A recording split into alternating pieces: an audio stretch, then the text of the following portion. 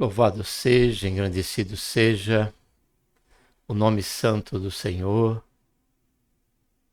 Gostaria de estar saudando a todos com a gloriosa paz do Senhor Jesus. A Ele seja a honra, a glória e também o louvor para todos sempre. E também a nossa gratidão por tudo quanto o Senhor tem feito em nossas vidas.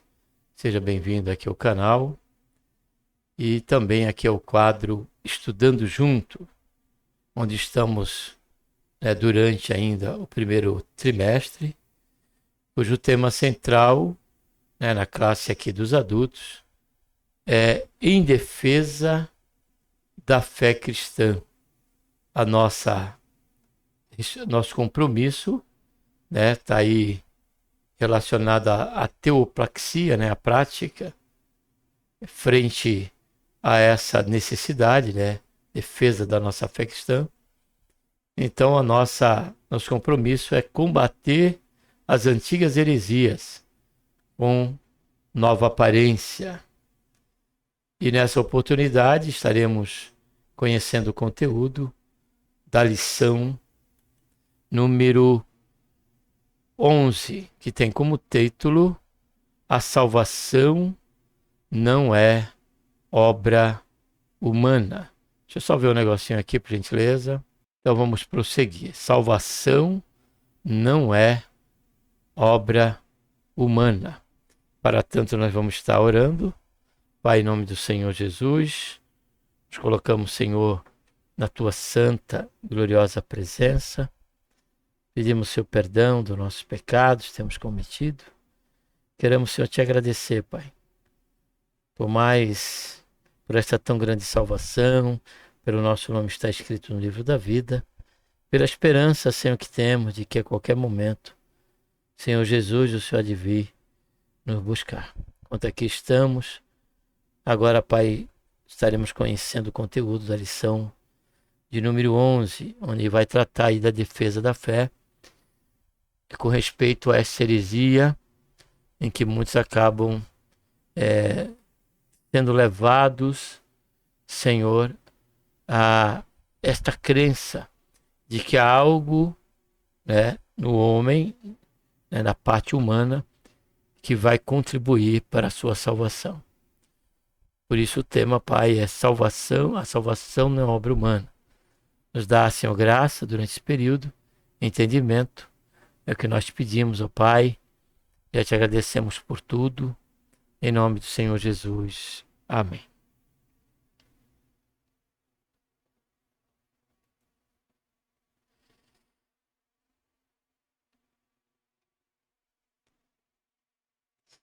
O texto áureo diz: não pelas obras, deixa eu só ver o negócio aqui, não pelas obras de justiça que houvéssemos feito, mas segundo a sua misericórdia. Nos salvou pela lavagem da regeneração e da renovação do Espírito Santo. Observe que o próprio texto áureo, dentre tantos outros versículos, que vai trazer essa verdade, vai combater essa heresia, de que a salvação, depende da obra humana. Porém, estamos aqui diante de Tito, capítulo 3, versículo 5, e o próprio versículo já diz: nos salvou pela lavagem da regeneração e da renovação do Espírito Santo. Ou seja, já o textual já nos deixa claro que a obra da salvação, ela vem do Senhor. Vamos prosseguir. Ia ler um versículo bíblico, mas eu creio que para frente vamos acabar lendo esse versículo, como tantos outros, que vai deixar bem claro essa questão em que a nossa salvação, ela depende exclusivamente de Deus, ela vem dele, a salvação. Verdade prática, a salvação é um ato da graça soberana de Deus pelos méritos de Jesus Cristo e não vem das obras humanas. Aqui o que nós poderíamos ter um breve comentário é que Deus, ele já tinha um projeto pronto, já tinha um propósito a ser realizado. E essa verdade nós encontramos tanto em Efésios 1:4 como nas cartas de Pedro, em um dos versículos da carta de Pedro, em que diz que Deus, ele já antes da fundação do mundo, antes de colocar os alicerces da existência humana, do mundo, Deus já tinha preparado o Cordeiro para a salvação. Então, logo, Deus não é pego de surpresa de maneira alguma. Deus, ele já tinha em mente toda o caminhar dos acontecimentos. Deus sabia que, pelo plano do Senhor, observe bem, amados, em criar, a terra, em criar o ser humano do pó da terra, dotado de fragilidade e também, de fraqueza, ele, ainda que foi criado ali perfeito ao sopro do Espírito de Deus, Deus, ele ortogou ao homem, ele deu ao homem, ele homologou a cada um de nós o livre-arbítrio. Porém, este livre-arbítrio, ele foi comprometido depois da queda. Depois da queda, nós já não fomos, nos tornamos presos, às correntes, do pecado pela nossa inclinação. Nós passamos a nos encontrar morto, a parte da graça, morto espiritualmente, e jamais temos qualquer sensibilidade, ou a intenção de se voltar para Deus. Esta obra, ela é realizada por intermédio dos atos providenciais de Deus diante deste plano de salvação. Então, observe a verdade prática. A salvação é um ato da graça soberana de Deus. Ou seja, Deus sempre esteve no controle. Deus sempre foi e sempre será e sempre estará acima, como o Senhor de todas as coisas. E Deus estabeleceu por meio do seu Filho Jesus Cristo, que deveria de vir, e como Cordeiro de Deus, ele iria ser oferecido em sacrifício, em propiciação pela minha vida, pela tua vida e pela vida de todos que ainda hão de crer no nome do Senhor Jesus. Efésios aqui era um dos versículos que eu ia ler, vai ficar bem clara essa questão de que a salvação não é obra humana. Então, já pelo primeiro versículo, já deixa bem claro isso. Quando Paulo diz: e vos vivificou quem? Deus. Estando vós mortos em ofensas e pecado. O morto não fala, o morto não se mexe, o morto não tem atitude, o morto não tem nada, o morto é morto. E então a pessoa, todos que nascem, da mulher, todos que nascem, já nascem, em pecado, como nós encontramos no Salmo de Davi, Salmo 51, versículo 5. O próprio salmista Davi disse que ele foi gerado no ventre da sua mãe em pecado.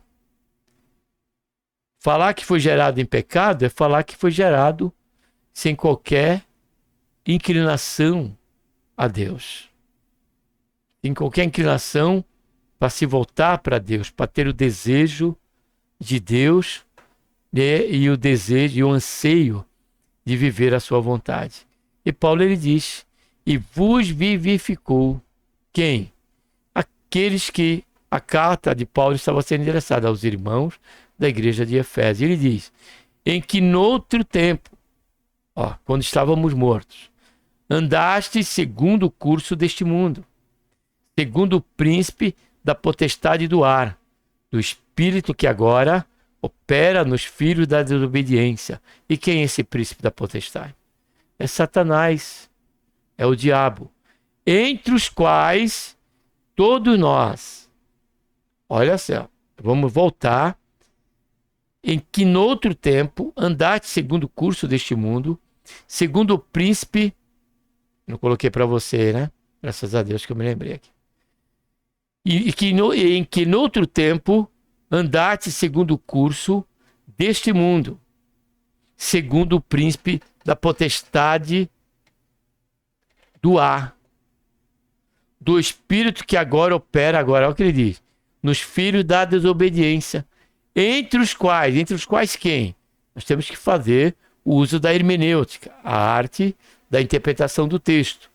Então, quando ele fala entre os quais, no versículo 3, ele está falando dos filhos da desobediência. Vamos tomar de volta ali um pouquinho, ó, do espírito que agora opera, ó só, nos filhos da desobediência. Aí Paulo diz, relacionado aos filhos da desobediência, ele diz, entre os quais, quem? Os filhos da desobediência. Todos nós também. Antes andávamos no desejo da nossa carne, fazendo a vontade da carne e dos pensamentos. E éramos, por natureza, olha só, filhos da ira, como outros também. Então, amados, a parte da graça de Deus, a parte da obra de salvação, que ela vem de Deus e vos vivificou. A parte de tudo isso, nós estamos dentro de um status, observe bem, de filhos da ira, por conta das nossas inclinações. Quando o Senhor Jesus tem um encontro, quando o Senhor Jesus nos encontra e temos um encontro com o Senhor Jesus, observe que foi o Senhor Jesus que foi no caminho de Damasco e proporcionou aquele encontro com Paulo. Então, quando o Senhor vem ao nosso encontro, quando nós nos encontramos, a partir daí, com o Senhor Jesus, nós, até esse momento, cada um de nós temos um histórico de pecado, histórico de ofensa, como diz o versículo 1, histórico de desejo da carne. Qual é o desejo da carne? Fornicação, sexo, impróprio, né? Perversidade, e por aí vai, desejo da carne, fazendo a vontade da carne, olha só, e dos pensamentos. Porque aqui que nasce, e daqui, do nosso coração, esse aqui, ó, não é esse aqui, é esse aqui, é que sai e ali é fomentado pelo príncipe da potestade os atos que cometemos. E diante disso, e porque estamos nessa condição de pecadores invertebrados, a partir daí somos reconhecidos à luz do Senhor, à luz do que a palavra de Deus nos revela, como filho da ira. Então você e eu não podemos dizer que somos filhos de Deus, se nós vivemos no pecado. Se nós vivemos distanciado de Deus, nós mentimos, nós cometemos omissão, nós falamos mal, nós caluniamos, nós falamos mal da política, falamos mal do presidente da república, falamos mal dos vereadores, do governador, falamos mal do pastor da igreja, falamos mal do irmão, falamos mal do nosso vizinho e tantas outras esferas em que é o nosso modo operante, é o nosso modo de vida. Então, todos que vivem na prática do pecado jamais serão filhos de Deus, mas serão filhos da ira. E aqui eu preciso acrescentar, aqui na palavra de Deus, quando Paulo, em 2 Coríntios, capítulo 4, capítulo 6, melhor dizendo, a partir do versículo 14, ele diz aqui, ó: não vos prendais a julgo desigual com os incrédulos, pois que sociedade tem a justiça com a injustiça? Então, se nós praticamos injustiça, qualquer que ela seja, pela proporção que ela seja, alguém que nos dá um troco, né, diante da saída de um caixa de mercado, nós percebemos que ele errou ali, o troco. A exemplo de nós pagarmos com 10 reais, ele dá um troco de 20. E nós simplesmente nos calarmos e fomos, ou até, falei, proporção menor. Ou até mesmo nos dá um troco que não é devido. Nos dá R$1 a mais, ou 50 centavos a mais, e nós simplesmente, cônscio daquilo, nós saímos como nada tivesse acontecido. Isso é uma injustiça. Cometemos, a partir daquele momento, uma injustiça. Ou que comunhão tem a luz, eu falei na pequena proporção, né? Ou que comunhão tem a luz com as trevas? Porque Deus é luz. Continuando, Paulo diz: que harmonia entre Cristo e Belial? Ou que parte tem o crente com os incrédulos, com o incrédulo? Olha só. Aí tem muitos que são incrédulos e que, infelizmente, pela dureza do seu coração, né, acabam carregando consigo, né, um estigma de aversidade, né, com aqueles que são crentes, e ainda se apoiam na confiança de que também eles são filhos de Deus. São incrédulos, não creem em Deus, não têm compromisso com Deus, mas dizem que são também filhos de Deus. Aqui o Senhor está dizendo, Paulo está falando, o Senhor está falando através de Paulo, para a igreja de Coríntios: que harmonia há entre Cristo e Belial? Ou que parte tem o crente com o incrédulo? E que consenso tem o santuário de Deus com ídolos? Você serve a ídolos? Você mesmo é um ídolo? Pois nós somos santuário de Deus vivo. Então, não tem mais santuário, tá? Abra aqui um parênteses. Não existe mais templo de Deus. Não existe mais casa de Deus. Não existe. A casa de Deus e o santuário de Deus somos eu e você. Quando vamos a um local onde nos unimos, né, como corpo da igreja, nós estamos no lugar ali reunidos e ali congregamos, adoramos e servimos a Deus. Mas ali não é um santuário. Santuário somos nós, através do Novo Testamento. Antigamente tinha um santuário, tinha um templo que Deus mandou erguer. Deu tanto a planta para Moisés, no que diz respeito ao tabernáculo, deu a planta para Davi a respeito do templo construído por Salomão. Tem aqui no canal falando sobre todos esses templos. Porém, a nova aliança, Deus não mandou construir templo.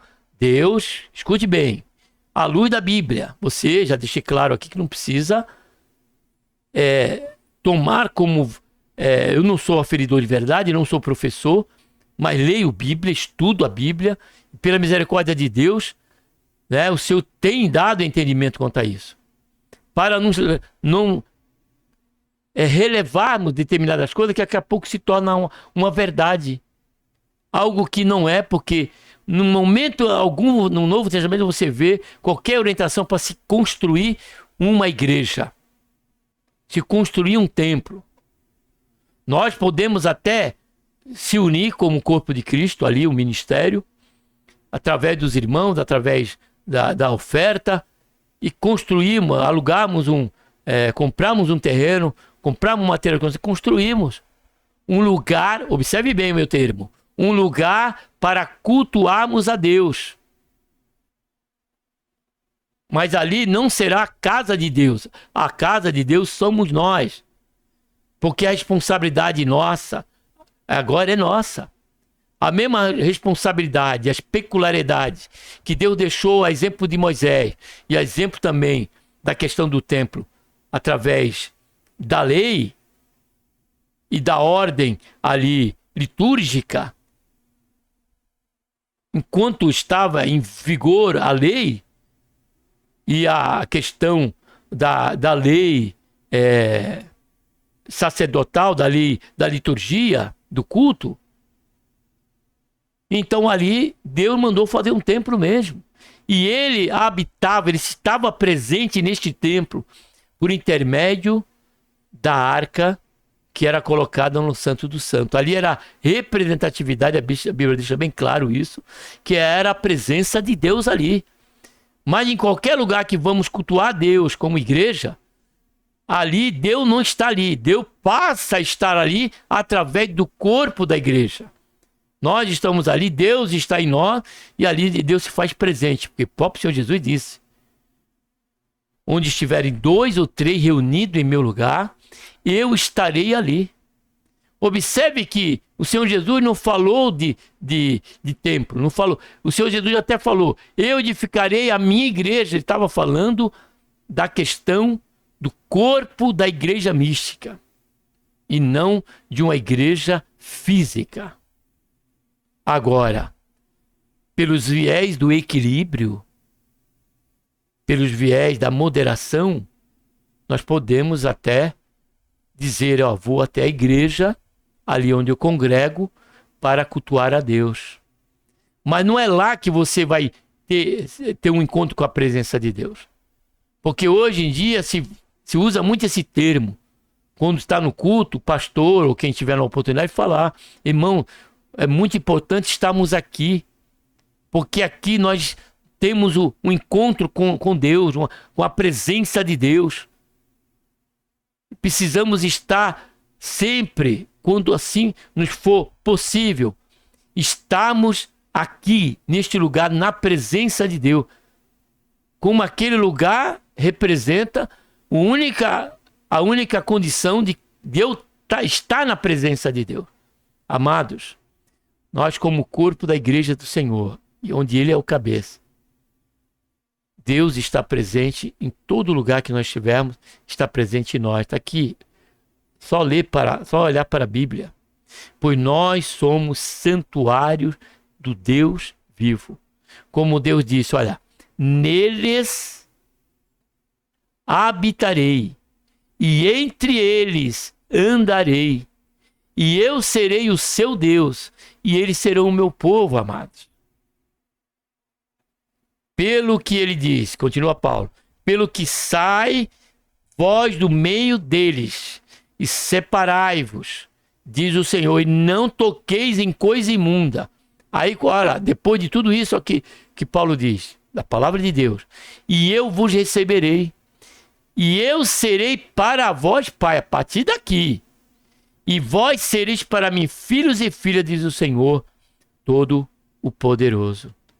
Então, logo, somente somos filhos de Deus pela obra da salvação do Senhor, onde ao termos a Cristo, recebemos a Cristo, o Senhor nos outorga poder para sermos feitos filho de Deus. E através deste poder pelo qual nós lemos o texto áureo, o Espírito Santo passa a agir, transformando a nossa vida, nos fazendo, a exemplo do que somos, pela palavra de Deus, filho de Deus, a estarmos alinhados com a sua vontade, a buscarmos querer fazer unicamente a vontade de Deus em todas as áreas e oportunidades da nossa vida. Louvado seja, engrandecido seja o nome santo do Senhor. Mas Deus, que é riquíssimo em misericórdia, pelo seu muito amor, conosco amou. Estando nós ainda, repetiu a segunda vez, estando nós ainda, Paulo se coloca junto com os irmãos de Efésios. Ele diz: estando nós ainda, em nossas ofensas, nos vivificou juntamente com Cristo. Pela graça sois salvos. Já está dizendo aqui, pela graça sois salvos. E nos ressuscitou juntamente com Ele, e nos fez assentar nos lugares celestiais em Cristo Jesus. Em Cristo Jesus. Para mostrar no século vindouro as abundantes riquezas da sua graça, pela sua benignidade para conosco em Cristo Jesus. Por que Cristo Jesus? Cristo Jesus, Cristo Jesus. Porque Cristo Jesus, Ele é o centro, é a espinha dorsal das Escrituras. Ele, e somente através dele, é que nós passamos, a ter comunhão com Deus e nos tornarmos filhos de Deus. Aí no 8 e 9, Paulo deixa bem claro nesta carta aos Efésios. Ele diz, ó, porque pela graça sois salvo por meio da fé. E isso não vem de vós. Então, aí desestabiliza qualquer tipo de vanglória ou jactância. Ele diz, Paulo, é dom de Deus. Vem da fé, que ainda assim é Deus que coloca em nossos corações. Não vem das obras, para que ninguém se glorie. Porque somos feitura sua, criados, ó, de novo, em Cristo Jesus, para as obras, para boas obras, olha só, as quais Deus preparou para que andássemos nela. A introdução, o apóstolo Paulo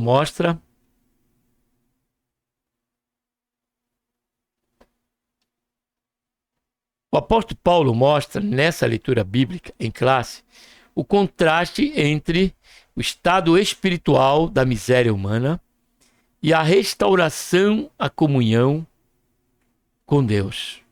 Ele está se referindo aqui ao texto que acabamos de ler de Efésios. Então vamos ler novamente.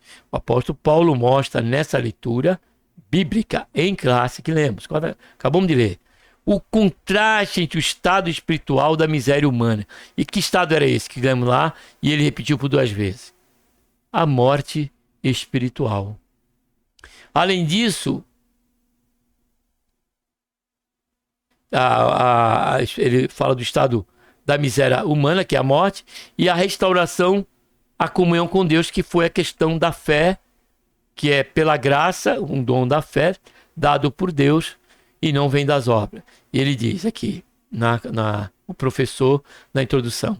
Além disso, deixa claro a impossibilidade de qualquer pessoa angariar a salvação por meio do seu próprio esforço. E até mesmo de se desejar a salvação ou sentir a necessidade de Deus. Mas por que tudo isso acaba não acontecendo? Porque todos que nascem em pecado nascem como um feto na questão espiritual morto. Nascemos, temos vida através do nascimento do ventre da nossa mãe, passamos ali a ser um bebê, né?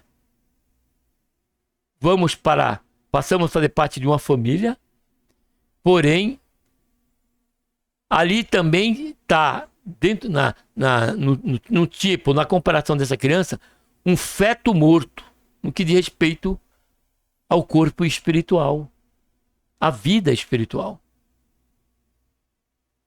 Porque ali ele vai crescer, vai se desenvolver. Se não houver uma ação de Deus, né, direta ou através dos seus instrumentos, para falar da palavra de Deus, porque a fé vem pelo ouvir e ouvir da palavra de Deus, essa pessoa, ela vai continuar caminhando ao seu bel prazer, né? Subjugada pelos grilhões do pecado, fazendo, como lemos ali, na verdade prática, né? Tanto a questão das concupiscências da carne, da vontade da carne e dos pensamentos. Se não por intervenção divina direto, por meio do Espírito Santo. Por isso que o Senhor Jesus disse a Nicodemo: aquele que não nascer da água, palavra, e do Espírito Santo, que é a iluminação desta palavra, jamais ele verá a luz, não tem a vida eterna. Vamos ler este versículo? João, capítulo 3, versículo 5.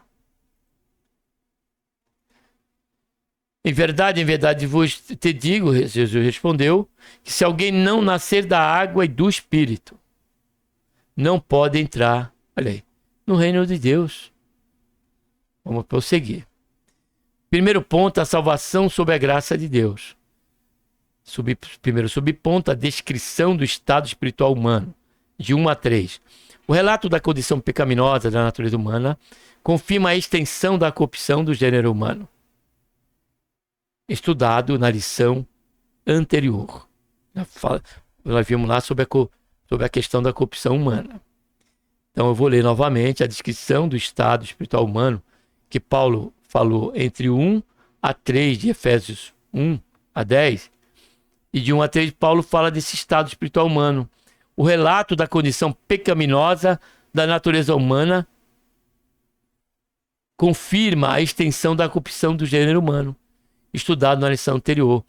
O apóstolo emprega algumas expressões para reforçar a dura realidade do pecado, mortos em ofensas e pecado, e andar segundo o curso deste mundo, segundo o príncipe da potestade do ar, do espírito que agora, observe que esse espírito aqui está em letra minúscula, se referindo ao espírito demoníaco, do espírito que agora opera, olha só, nos filhos da desobediência.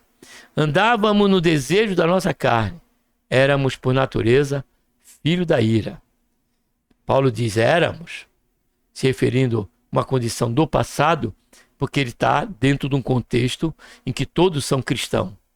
Ele, juntamente com a igreja de Efésios. É bom deixar isso aqui bem claro, tá bom? Esse éramos não é uma expressão que traz uma conotação universal, não. À luz da Bíblia, Paulo está escrevendo para os irmãos em Efésios, a igreja que estava, olha só, em Efésios. Está falando de pessoas, do corpo místico de Cristo. E ele diz, éramos por natureza filho da ira. É uma triste fotografia da raça humana. E nós vemos isso, e é bom ler esses versículos, para desestabilizar toda e qualquer possibilidade de vanglória. Nós estaremos lendo Romanos, capítulo 3. Depois do que lemos aqui, Paulo ele traz o clímax dessa leitura, concluindo que todos pecaram. Aí fala da universalidade da condenação humana. Ele diz, todos pecaram e destituídos estão da glória de Deus. Vamos lá ver? A leitura do estado dessa corrupção é só observar aqui a partir do versículo 9. Ó. Versículo 9. Pois que somos melhores do que eles? De maneira nenhuma.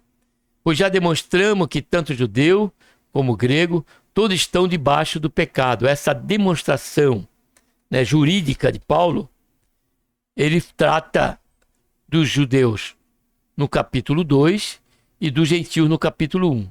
E aqui no 3 ele fala isso aqui, né? Traz esse portanto aqui. Todos estão debaixo do pecado. Como está escrito, não há um justo que sequer, nenhum. Não há quem entenda, não há quem busque a Deus. Nos faz lembrar o Salmo 14, né? Ó, todos se extraviaram, juntamente se fizeram inúteis. Não há quem faça o bem, não há um só. Agora, olha só o nosso estado, antes da graça. A sua garganta é um sepulcro aberto. Com a sua língua tratam enganosamente. Peçonha de áspide está debaixo do seu lábio. A sua boca está cheia de maldição e amargura. Os seus pés são ligeiros para derramar sangue. Nos seus caminhos há destruição. Nos seus caminhos há destruição e miséria.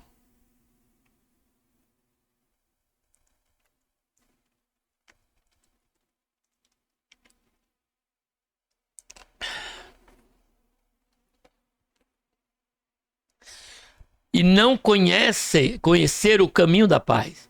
Não há temor de Deus diante dos seus olhos. Ora, nós sabemos que tudo que a lei diz, aos que estão debaixo da lei o diz, para que se cale toda a boca e todo mundo fique sujeito ao juízo de Deus. Todo mundo. Portanto, pelas obras da lei, nenhum homem será justificado diante dele, pois o que vem pela lei é o pleno conhecimento do pecado. Aí Paulo já traz um cenário a partir do momento e da obra de Cristo. Ele diz aqui, mas agora, sem lei, tem manifestado a justiça de Deus que é atestada pela lei e pelos profetas, que era a testemunha, né, da vinda do Senhor Jesus para esse propósito e esse fim. Isto é, a justiça de Deus pela fé em Jesus Cristo, para todos, olha só, os que creem, pois não há distinção. E por que não há distinção? Aí Paulo, ele responde no versículo 23, se essa pergunta surgisse. Porque todos pecaram e destituídos estão da glória de Deus. O apóstolo Paulo emprega algumas expressões para reforçar. Lemos, né? Mateus, já lemos aqui. Então vamos para o 2. Mortos em ofensas e pecado. Versículo 1 e versículo 5, quando disse que ele repetiu. As expressões e vos vivificou e nos vivificou juntamente com Cristo revelam a ação do Espírito Santo em favor dos pecadores, que a salvação só é possível mediante a graça de Deus, e sem ela ninguém pode ser salvo. Mas há algo que precisa ser esclarecido. As expressões mortos em ofensa e pecado e mortos em nossas ofensas não deve ser entendida literalmente por se tratar de uma metáfora, uma das figuras de linguagem para descrever o estado da queda espiritual. Por morte espiritual, a Bíblia quer dizer que a humanidade caída está separada de Deus. E não significa aniquilação espiritual total, apenas, como insensível, Todos, a parte da graça, por conta dessa morte espiritual, nós passamos a nos encontrar insensível. Por isso que a Bíblia, no Antigo Testamento, traz a figura do leproso, relacionado ao pecado. A exégese é o terceiro. A exegese do versículo 8 a 10. Essa passagem bíblica elimina qualquer interpretação ou tentativa da salvação com a ajuda humana ou de qualquer esforço adicional para completar a obra de Cristo. O termo graça significa literalmente favor imerecido. O favor divino do qual não somos merecedores. Fato este que a palavra do Senhor em Isaías diz que a justiça parte da graça, a justiça humana não passa de trapo de imundícia. A salvação é pela graça de Deus mediante a fé em Cristo, em Jesus, e não vem das obras, pois não se trata de uma recompensa. Uma boa exegese esclarece que a expressão isto é dom de Deus se refere à salvação pela graça e não à fé, como afirma a respeito do erudito da língua grega. A graça é a parte de Deus e a fé é a nossa. Inclusive, agora, num discurso que eu tive, o pastor a pregar começou a cantar uma música lá de sociedade. E ele expressou justamente esse termo aqui, ó. A graça é a parte de Deus e a fé é nossa. Quando não, quando as duas vêm de Deus, é Deus que toda obra ela vem do Senhor. Quer ver? Vamos ver aqui em João, deixa bem claro, capítulo 1, versículo 13. Vamos primeiro ver o 12, ó. Primeiro 11, que fala aí do que nós lemos, em Atos, Romanos, capítulo 3, que nós lemos, e que eu fiz referência ao Salmo 14. Ele diz aqui, ó, veio para o que era seu, os judeus, e os seus não receberam, quer dizer, o mundo. Mas a todos quanto receberam, aos que creem no seu nome. Vai guardando isso. Deu-lhes o poder de se tornarem filhos de Deus. Agora, olha só. Os quais não nasceram do sangue, nem da vontade da carne, nem da vontade do varão. Agora, olha só o que o apóstolo João diz aqui. Mas de Deus. Então não há qualquer participação na questão da salvação em que o homem tenha qualquer mérito. Tudo parte de um ato divino em misericórdia e graça, favor e merecido. De modo, como dizia o Norman Geirley, a fé é o meio e a salvação é o fim. O meio vem antes do fim. Segundo ponto, soteriologias inadequadas na antiguidade. Os reencarnacionistas. Com o termo soteriologia, nos referimos a diversos ensinos religiosos inadequados sobre a salvação, porque a grade da soteriologia trata justamente da doutrina da salvação. tá bom? O primeiro deles é a doutrina da reencarnação, tão antiga quanto a humanidade, originária no hinduísmo, mas presente também no budismo, no jainismo e no sikhismo. É defendida pelo Hare Krishna, pelos kardecistas e muitos outros. Os adeptos da doutrina da reencarnação têm em comum a busca da perfeição por meio de um progresso evolutivo, até que esse ciclo da roda de renascimento pare de girar. Em resumo, a salvação pelo seu próprio esforço e sem Jesus trata-se de uma crença antibíblica. Vamos ver aqui a referência, que é importante esse assunto. Eu já ia ler 9, 27 hebreu, mas vamos ver aqui o Salmo 78, 19. Salmo 78, 19.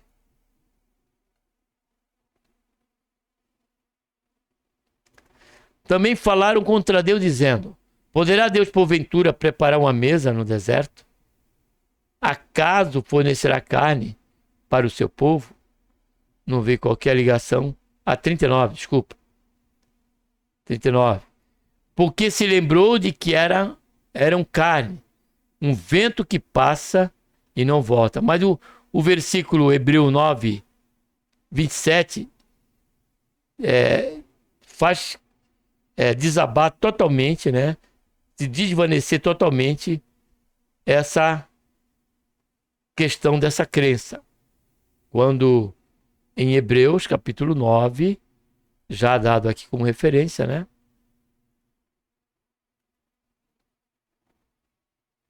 Hebreus, capítulo 9, versículo 27. Diz assim, ó: e como aos homens está ordenado morrerem, o quê? Quantas vezes? Uma só vez. Não existe a reencarnação. Não existe o renascimento. Vindo depois do juízo. É uma vez só. Está ordenado ao homem, e como aos homens está ordenado morrerem uma só vez, vindo depois do juízo. Não existe reencarnação. Não existe a reencarnação. Então, essa é uma crença que precisa ser combatida pela palavra de Deus. Como também em João 9, 1 a 3, quando daquele cego que os discípulos perguntaram: quem pecou?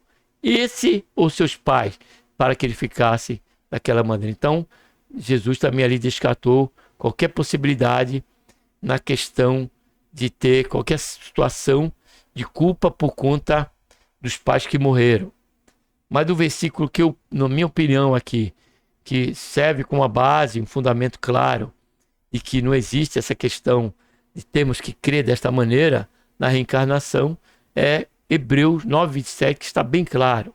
Está ordenado, como aos homens, está ordenado morrerem uma vez, uma só vez, depois se segue o juízo. Vamos prosseguir. Os galacionistas é o nome dado aos legalistas, judaizantes, opositores do apóstolo Paulo na província da Galácia. Esses judeus convertidos ao cristianismo queriam que os gentios observassem a lei de Moisés como condição para a salvação, ou seja, uma soma. A verdade bíblica é que pelas obras da lei nenhuma carne será justificada. Pelo contrário, nenhum ser humano conseguiu cumprir a lei na sua plenitude. Somente Cristo Jesus foi aquele que veio e cumpriu toda a lei, e por isso e com isso tornou-se um sacrifício agradável a Deus para a nossa salvação. Então, temos que tomar cuidado também com esta realidade. Hoje em dia, há muitas igrejas que pregam, enfatizam demasiadamente a questão do cumprimento da palavra, de viver a palavra de Deus, no sentido de mérito, no sentido de que só assim poderão ter certeza da salvação. E há um termo que anda por aí, isso aí já é de milênios. É de milênios. que é o termo você está preparado? Se eu sou crente, amado, e você é crente, se você creu no Senhor Jesus, se você nasceu de novo pela regeneração do Espírito Santo, é esta fé que há de fazer você, né, estar com o Senhor quando do momento em que ele vier buscar a sua igreja. O próprio Senhor Jesus, em João capítulo 5, observe bem aqui esse versículo. Versículo 24, observe o termo que o Senhor Jesus usa aqui. Em verdade vos digo, que quem ouve a minha palavra, agora olha só, e crê, a fé, não se trata de qualquer obra, de qualquer ato, mas a obra pela qual o Senhor Jesus já efetuou. E crê naquele que me enviou, ó, tem a vida eterna. Ó. Jesus falou que não ia ter, terá a vida eterna, porque né, depende de um processo, quem sabe, né? Não, tem a vida eterna. E não entra em juízo, mas já passou. Olha, não entra, ó, tem a vida eterna, melhor dizendo, e por último ele diz, mas já passou da morte para a vida, amados. Se a salvação é um ato divino, em que o Senhor Jesus dá essa garantia em João 10, quando ele diz que ninguém arrebatará da mão do Senhor as suas ovelhas, aqueles que são dele, aqueles que pertencem a ele. Paulo ele diz que nós fomos selados. E selo ali, dentro da cultura e do que Paulo usou ali em Efésios, fala da propriedade, quando era o gado, era a madeira, ela era carimbada ali com um carimbo de pertencimento, de propriedade. E Paulo usa essa metáfora se referindo a todos nós que somos agora de Cristo. Nós fomos selados pelo Espírito Santo como propriedade de Deus. E como estamos estudando até agora, isso jamais foi um ato nosso. Tudo vem de Deus. É Ele que nos dá o dom da fé, é Ele que nos dá graça, é Ele que nos regenera pelo Espírito Santo, é Ele que nos santifica, nosso corpo, alma e espírito. E a garantia que Paulo ainda dá é também que aquele que começou a boa obra, ele há de realizar, de acabá-la, de terminá-la até o fim. De acabar até o fim. Quando nós nos convertemos ao Senhor, é uma obra de Deus. E Ele nos dará poder. O versículo que João diz, que nós lemos, disse, e todos que o receberam, deu-lhes poder de se tornarem filhos de Deus. Esse poder vem de Deus. Pedro fala, nós estamos guardados sob esta virtude transformadora de Deus. Só que as cartas de Paulo, as cartas de Pedro, dos apóstolos, são para uma advertência àqueles que estão brincando de crente, mas nem se converteram ainda. Estão vivendo uma vida de volúpia, de pecado, de meninice, de leviandade, de libertinagem. Então, os apóstolos, tanto Paulo como Pedro, deixam claro que esses não são de Cristo e que o destino deles são com os anjos e com o diabo no lago de fogo, em Apocalipse. Foi preparado para o diabo e seus anjos. Mas todos estes haverão de descer ali, principalmente aqueles que estão brincando, né, que dizem crer no Senhor Jesus, dizem que servem a Deus, mas levam uma vida totalmente promíscua, uma vida sem qualquer compromisso de santificação, porque também não é dele, porque a santificação vem de Deus, em nos levar a ter, né, esse desejo, essa sede dele mesmo. Tudo isso é obra do Senhor, amados. Em nada podemos nos vangloriar. Louvado seja e engrandecido seja o nome santo do Senhor. Então, temos que ter cuidado hoje. Há muitos legalistas, há muitos que pregam, né, de tal maneira que eu e você passamos a nos sentir responsável até pela nossa própria salvação. Que nós é que vamos obrar, né, o méritos até o fim, que essa salvação ela seja realmente, né, estaremos lá. Não, que nos dá a garantia e a certeza em nosso coração como âncora é a fé no Senhor Jesus e na obra efetuada no Calvário. Aí ele diz aqui, a verdade bíblica é que pelas obras da lei nenhuma carne será justificada. Está aí. Está aí, não há ver. Aí eu deixo aqui, antes de encerrar e passar para o ponto 3 aqui, eu deixo aqui uma pergunta para que você possa refletir sobre ela. A Bíblia diz que o Senhor vai vir, a qualquer momento. E no ato da vinda do Senhor, né, será tocada a trombeta. E nós haveremos de ser arrebatados. Primeiramente os mortos ressuscitarão. E nós que estivermos vivos nessa ocasião, haveremos, pode ser hoje, haveremos de estar junto com eles, ó, indo ao encontro do Senhor na nuvem. Só que nesse percurso, ou em determinado ponto desse percurso, à luz da Escritura de Tessalonicenses, diz que aquilo que é mortal, né, receberá imortalidade. E aquilo que é corruptível. E o que é corruptível no ser humano? A sua natureza, como nós lemos agora. A nossa natureza, ainda que estamos andando pela fé, servindo ao Senhor, a nossa tendência é o pecado. Só não declinamos ao pecado. Só não é a prática comum nossa do pecado, porque o Espírito Santo está em nós. Há uma guerra e o Espírito Santo nos faz vencedores dia após dia sobre o pecado. Nós temos mais desejo com respeito ao pecado. Nosso desejo é fazer a vontade de Deus.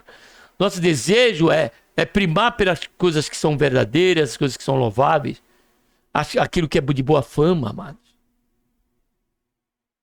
Aquilo que é de boa fama. Então, se aquilo que é corruptível se revestirá da incorruptibilidade, é nesse momento que nós estaremos dentro do estado de perfeição. Aí fica a pergunta que eu quero deixar para você refletir. Quando o Senhor vier buscar a sua igreja, todos nós, no que diz respeito às obras, a santificação, qual é o ponto? Então, vou deixar duas perguntas, que isso me gerou a fazer duas perguntas. Primeira, eu vou começar por essa que me chamou a segunda, e agora vai ser a primeira. Qual é o nível de salvação, de santificação, que nos dá a certeza de que quando o Senhor vier nos buscar, estaremos com Ele? Qual é o nível? Onde está escrito na Bíblia? Primeiro, aqui não é apologia a você viver no pecado. Então já esqueça disso. É a questão dessa questão. Você está preparado para a vinda do Senhor? Pode ser. Se Ele vier hoje, você está preparado? Isso é uma pergunta que para o crente não tem qualquer base bíblica. Porque nós, como diz Paulo, aguardamos pelo Senhor Jesus, dia após dia, momento a momento, porque a qualquer momento, como eles já esperavam na oportunidade do tempo de Paulo. Então a primeira é, qual o nível de santificação em que eu posso falar assim, não, agora, se o Senhor vier agora, eu vou. Eu estou preparado. Eu vou. Se o Senhor vier agora, eu vou. Eu estou preparado. Qual é? E a segunda, que para mim seria a primeira, mas passou a se tornar a segunda, é: quem de nós, quando o Senhor vier buscar a sua igreja, que ouvimos o toque da trombeta, estejamos sem qualquer pecado, sem nenhum, em perfeição? Quem? Nenhum, amados. Acabamos de ler o texto bíblico. Nenhum.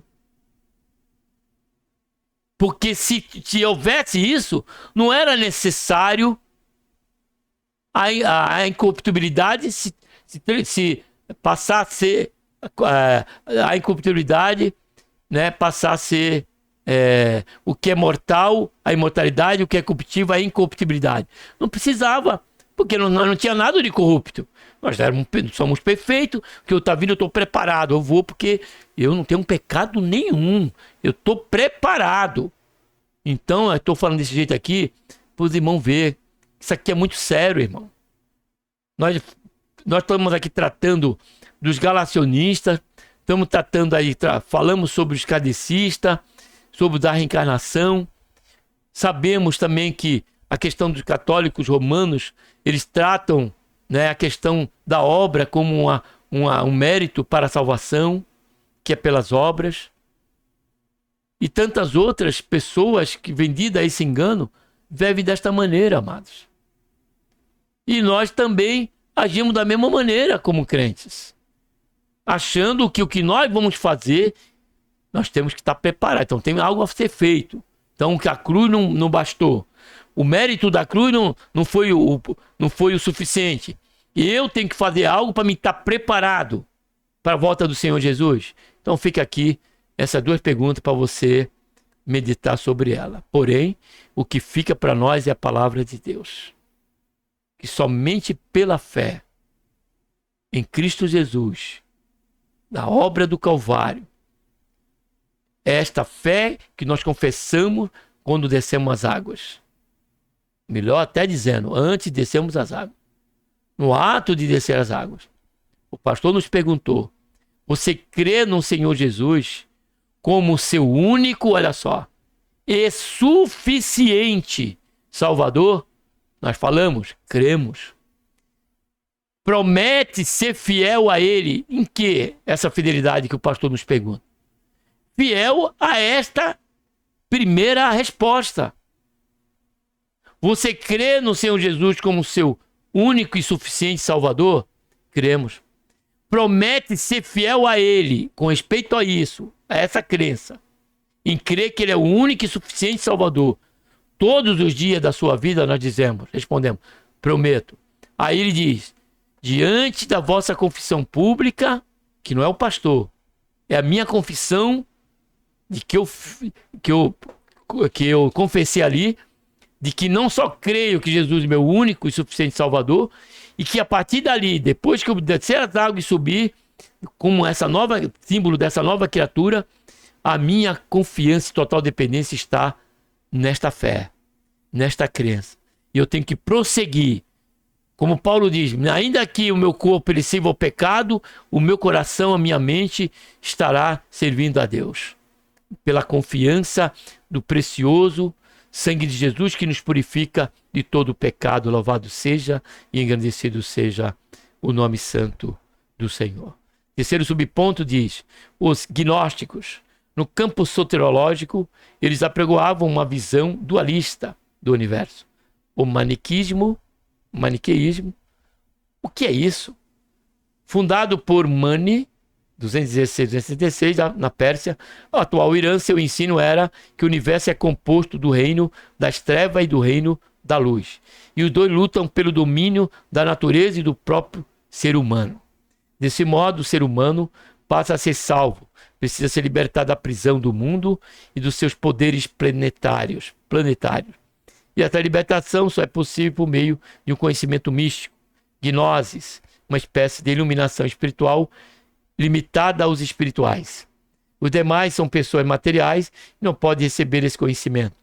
De fato, sabemos da existência do mal, proveniente de Satanás, mas não admitimos que o diabo tenha poder suficiente para medir força com Deus e o seu Filho, Jesus Cristo.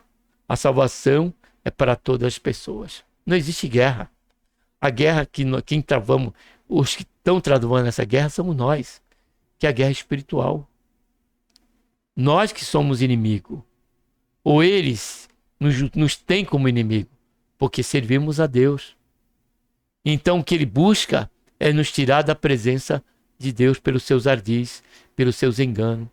Mas de Deus ele é uma criatura, ele foi criado, recebeu um juízo e já está esse mérito ou esse princípio, né, como príncipe deste mundo, é sobre a soberania de Deus. Isso diante dos atos providenciais de Deus, do seu governo. Como Deus usou ele um desses espíritos para infligir uma enfermidade em Paulo, um espinho na carne de Paulo, porque a Bíblia não revela o que se trata, mas diz lá, um espinho na carne, pelo qual Paulo orou 3 vezes. Então ele é servo de Deus na condição que ele está, como inimigo de Deus.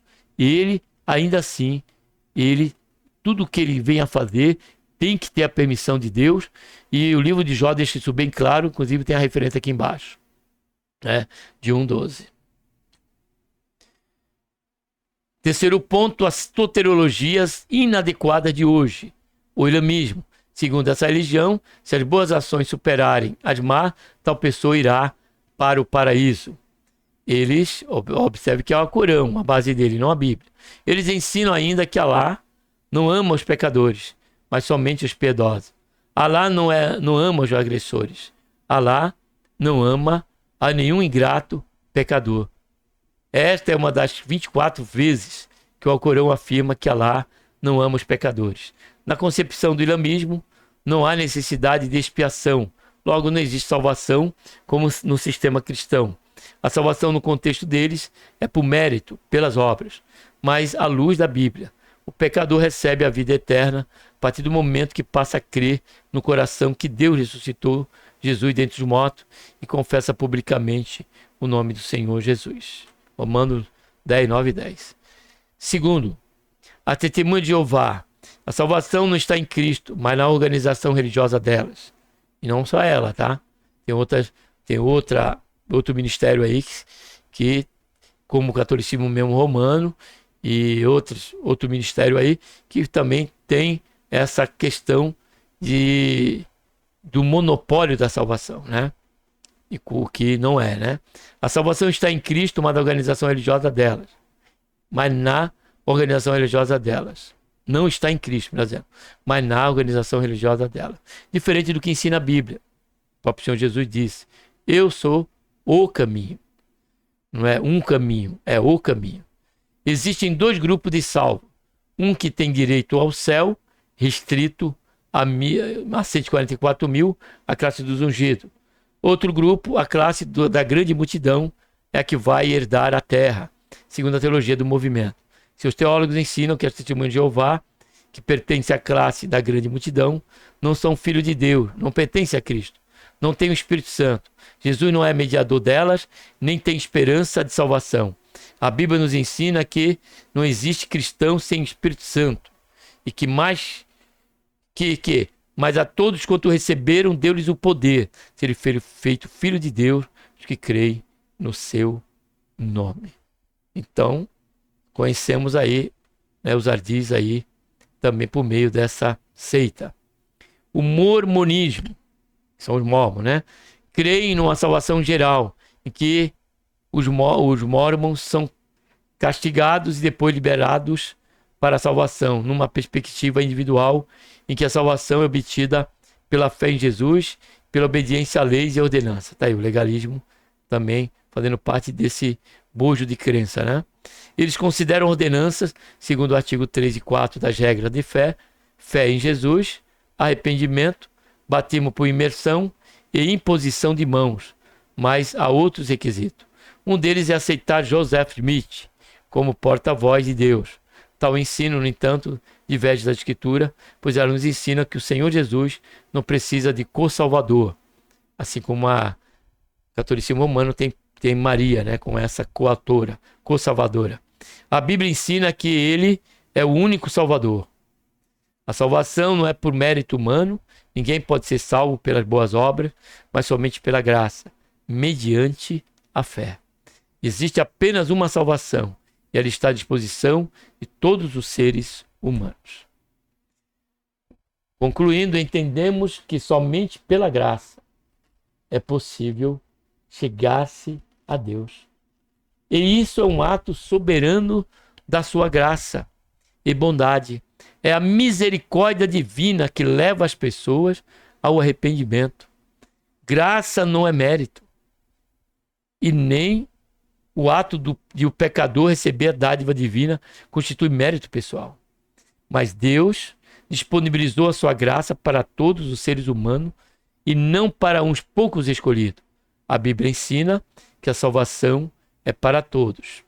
Texto áureo, né, dessa verdade nós vemos e encontramos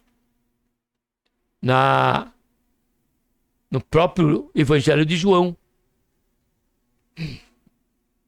onde diz a palavra de Deus: porque Deus amou o mundo de tal maneira que deu seu Filho unigênito, para que todo aquele que crê tenha a vida eterna. Não, que todo aquele que nele crê não pereça. Fala da condenação, da perdição eterna. Não pereça, mas tenha a vida eterna. Também ali nesse versículo não diz terá, mas tem a vida, tenha, né, a vida eterna. Amém? Que Deus, por intermédio de Cristo Jesus, nos abençoe, mas vale aqui ao final, né, deixarmos claro, né, e sermos cônscios, amados, que há muitas crenças. Tratamos aqui de algumas, né, como os mormons, como o Testemunho de Jeová, como também os kardecistas e tantas outras que não vale a pena que citar nome, que nós precisamos entender, amados, é que da mesma forma que nós, como cristãos, né, buscamos servir a Deus, né, com força, amando-o, né, de todo o nosso coração, alma, espírito e conhecimento, assim também o fato daqueles que têm uma crença, né, e cuja base está firmada sobre uma interpretação errônea das Escrituras. Por isso precisamos compreender essas coisas. E como Pedro diz, em amor, damos testemunho. Sermos um apologista em amor da fé, para trazer aqueles à luz da verdade. Deus nos tem feito instrumento para isso. Deus tem nos delegado como instrumento para isso, sua igreja. Quando ele disse: ide a todo mundo, pregai o evangelho a toda criatura. A que crê e for batizada será salva, a que não crê será condenada. Então que nós possamos ter esse equilíbrio, para que não entremos pelo caminho da jactância, a exemplo de Israel, que se envadeceu, ficou preso, né, sobre uma vaidade nacionalista, individualista e nacionalista, e não conseguiu ver e enxergar o Messias quando ele veio, onde tudo se cumpriu segundo a Escritura nele. E nós também corremos esse risco de nos envaidecermos, porque não somos, temos a verdade. Deus iluminou a nossa mente, o nosso coração, contra esta verdade. E qual é a verdade? E que verdade é esta? Jesus Cristo, nosso Senhor. Ele mesmo que disse: eu sou o caminho, a verdade e a vida. Amém? Então pensemos e consideremos isso aqui no final de estarmos aqui conhecendo esse conteúdo. Nunca pelas obras. As obras que fazemos, ela é por conta da fé, por conta dessas obras que o Senhor já tem estabelecido, pela qual nós viemos a andar nela. Assim como o Senhor estabeleceu ali diretrizes, mandamentos, decretos para o povo de Israel, para que as nações, ao ver Israel, né, ficasse admirado deles ter um Deus tão chegado e de uma lei e de um modo de vida tão excelente, tão assim também somos nós, como Paulo diz, uma carta aberta para que pelo nosso testemunho de fé, né, e total dependência nele, em Deus, possamos também fazer com que muitos venham a ter essa mesma compreensão e pelo agir de Deus recebam essa iluminação no seu coração e possam também ser participantes, né, desta verdade. Amém? Que Deus, por intermédio de Cristo Jesus, nos abençoe. Um abraço a todos e vamos estar agora orando. Pai, em nome do Senhor Jesus, Nos colocamos, Senhor, na tua santa e gloriosa presença. Pedimos, Senhor, perdão dos nossos pecados. E queremos, Senhor, te agradecer, ó Pai, por mais esse momento que aqui estivemos, tratando de um assunto tão relevante, Pai, tão importante, e que, por certo, ainda que nesse tempo de 70 minutos, ó Pai, ele é um tempo muito exíguo, muito pequeno, ó Pai, quando poderíamos tratar de muitas vertentes, trazendo muita leitura bíblica, que viesse a fortalecer a realidade de que em nada, absolutamente nada, haverá qualquer mérito, tanto para a salvação, através da humanidade, como também de receber esta graça. É a graça, né, que vem do Senhor, que é a fé na pessoa bendita do Senhor Jesus. Ela é um dom de Deus e ela é um favor imerecido. Então que o Senhor nos ajude a permanecer, Senhor, nesta fé, como prometemos ao momento do nosso batismo, e venhamos, Senhor, a permanecer nesta única crença, essa única fé, de que somente o Senhor Jesus, Ele é o único e o suficiente Salvador.